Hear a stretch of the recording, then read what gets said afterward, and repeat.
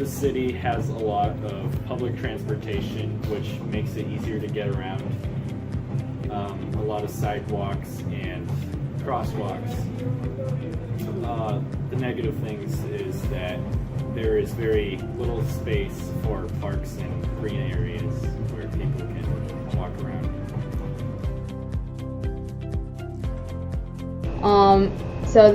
A pro would be that it's a pretty big city, and we have a lot of places to hang out.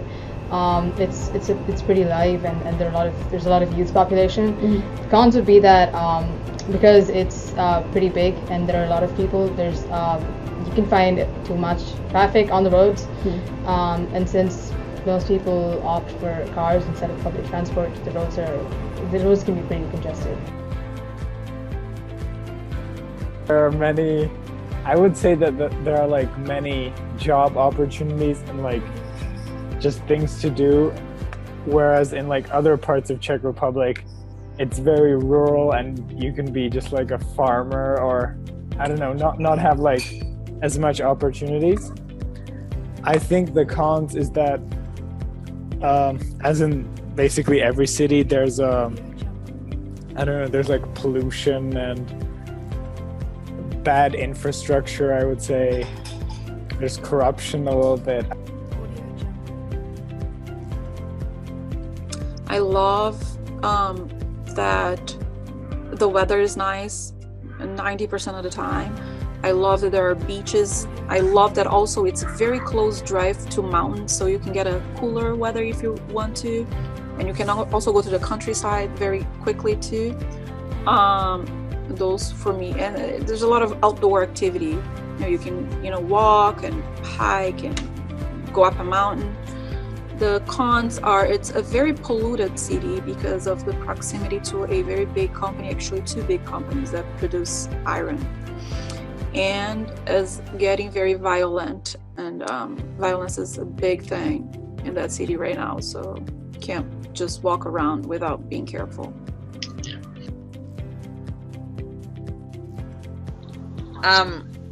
The pros are, I feel like there's a general warmth. People look at each other and smile and say, "How are you?" even if they're strangers. And I think that there is appreciation for our history and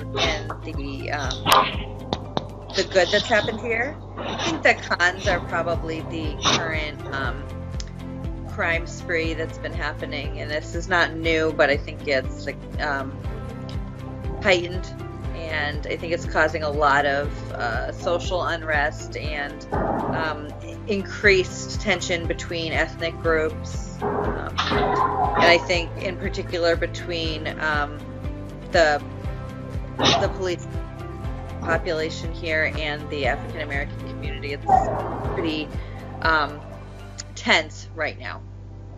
It's not just in Prague, there's a big Romanian sort of minority in Czech Republic, and like the basic look on them that Czechs have is that they usually have like a lot of kids, and they get donations from the government so they don't have to work. Like a lot of the people don't like them because they're like taking their like tax money, right? So St. Louis is a really, I would say, predominantly liberal community in the midst of Missouri, which is a predominantly conservative state.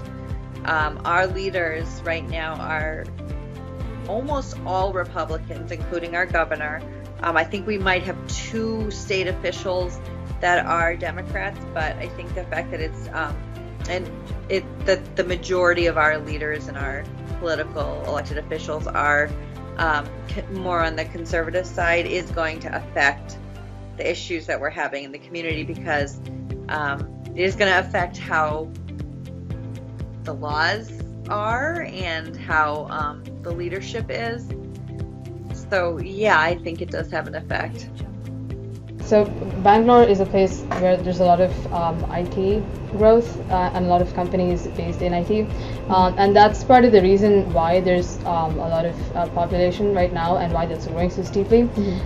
So this this is good and bad because it's bringing in a lot of innovation, but it's also creating issues in terms of living for the city.